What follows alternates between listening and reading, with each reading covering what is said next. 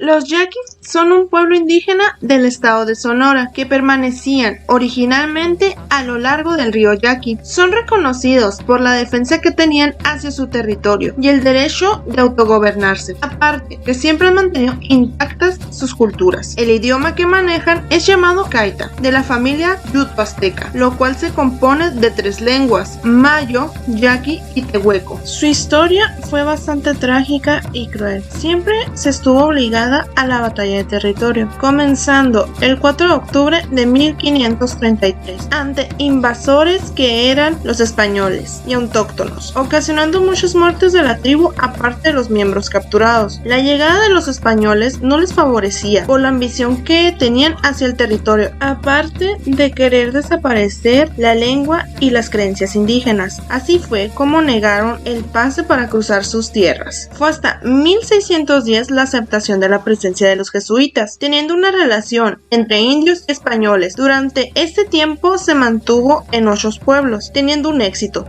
ya que el territorio se consideraba sagrado e imposible la reducción o aumento de otro pueblo. Sin embargo, no se mantuvo por mucho tiempo esta paz. En la expulsión de los jesuitas en 1767, ocasionando un caos en la tribu. Aquí se comienza una gran problemática que se mantiene hasta la fecha, que sería el despojo de su territorio por parte de los españoles, con constantes luchas guerrillas, sucediendo una tras otra, con el cambio de distintos líderes, que eran ejecutados por el ejército. Aún después de la independencia de México, se siguen los enfrentamientos del territorio yaqui. En 1825 se comienza un levantamiento contra el gobierno mexicano. Esto fue nombrado como las Guerras Yaquis, encabezado por el jefe yaqui Juan Banderas, logrando agrupar a los yaquis y otros pueblos indígenas. Durante el gobierno de Porfirio Díaz, las guerras contra el pueblo yaqui prosiguieron. El presidente tenía mucha ambición en colonizar y civilizar estas tierras sonorenses. Tras la aprobación de la ley sobre ocupación y enajenación de terrenos baldíos de marzo de 1894, que sería la compra y colonización de las tierras mexicanas que no poseían título, quedaban a la disposición de los compradores. Lamentablemente, los yaquis resultaron víctimas de esta política, justificando el gobierno para las invasiones contra los yaquis y continuaron la ofensiva. También se presentaron otros líderes yaquis como José Leiva y Juan Mandolán. Protagonizaron una serie de batallas por varias décadas contra generales y coroneles con sus tropas de caballería, argumentando sus derechos de querer gobernar sus tierras fértiles, el respeto de su independencia del gobierno mexicano. Esto llegó hasta comienzos del siglo XX, pero con la batalla de 1900 era el significado de la derrota del pueblo yaqui contra el ejército, sufriendo más de 400 muertes y 1000 prisioneros. Sin embargo, el gobierno mexicano llegó a un estado crítico que no sabía qué hacer con esta tribu, tomando la decisión en la expulsión y deportación del estado de Sonora a toda la nación yaqui. En el año 1900, miles de yaquis fueron deportados debido a conflictos con el Estado mexicano por la defensa de tierras yaquis. Esto sucedió por la creación de yaquis de un estado dentro de un estado, haciendo cada vez más difícil los planes del gobierno porfirista. En el año 1902 sucedió una masacre asesinando a más de 100 yaquis en una batalla en la sierra. Algunos de estos pudieron escapar huyendo del cerro del Bacatete y otros fueron tomados como prisioneros.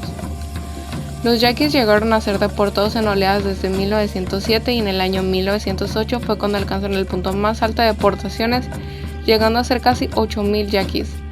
Se mandaron a Yucatán con el propósito de trabajo de mano de obra barata debido a la cantidad de trabajo que podían explotar en la zona. Estos fueron enviados desde Sonora a otros estados del país en calidad de prisioneros de guerra y fueron obligados a trabajar como esclavos o jornaleros con sueldos de miseria. En una maniobra de acoso y aniquilamiento, de acuerdo con muchos estudios de la historia, constituyó el verdadero genocidio. Hubo intentos de huida por parte de varios yaquis donde buscaban irse a Estados Unidos debido a que conocían personas ahí, pero fueron detenidos en Santana y enviados en barcos de guerra para Yucatán.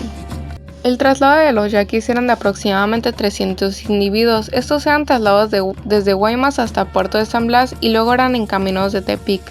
Luego eran trasladados a Guadalajara y de Guadalajara eran enviados a Ciudad de México hasta Veracruz en tren. Y en un barco de guerra los enviaban a Puerto Progreso en Yucatán. Y como último trayecto eran enviados a Mérida y repartidos entre los hacendados después de cumplir cierto periodo de cuarentena. Con el propósito de demostrar su identidad como tribu, desarrollaron lengua y gustos culinarios que en la actualidad son reconocidos por eso. Esto fue consecuencia de que al llegar a Yucatán muchas de las vestimentas que tenían fueron despojadas y obligados a aprender y vestir vestimenta típica de Yucatán. Cabe destacar que esta aún es utilizada por la tribu en la actualidad. Las condiciones de vida no eran buenas, tenían tratos como esclavos y fueron expuestos en muchas ocasiones a enfermedades a las que no estaban acostumbrados. Esto trajo como consecuencia la muerte por fiebre amarilla, la huida de yaquis a otros lugares. Otros vivieron escondiéndose por años para no ser alejados de su territorio, y el suicidio y la muerte de hijos y madres indígenas que preferían morir antes de ser alejados de sus tierras. Las causas de este conflicto fueron principalmente comerciales, ya que el gobierno mexicano quería parte del terreno yaqui para comercializar. Esto fue una de las causas principales de la deportación indígena. Otras de estas fueron la creación del estado yaqui dentro del estado mexicano, impidiendo la meta del presidente Porfirio de hacer una república. Esto trajo como consecuencia el miedo y desconfianza de los yaquis ante los yoris, por todo el daño que estos les hicieron y la pérdida del territorio, que aunque le devolvieron parte de este, no fue ni la mitad de lo que ellos tenían.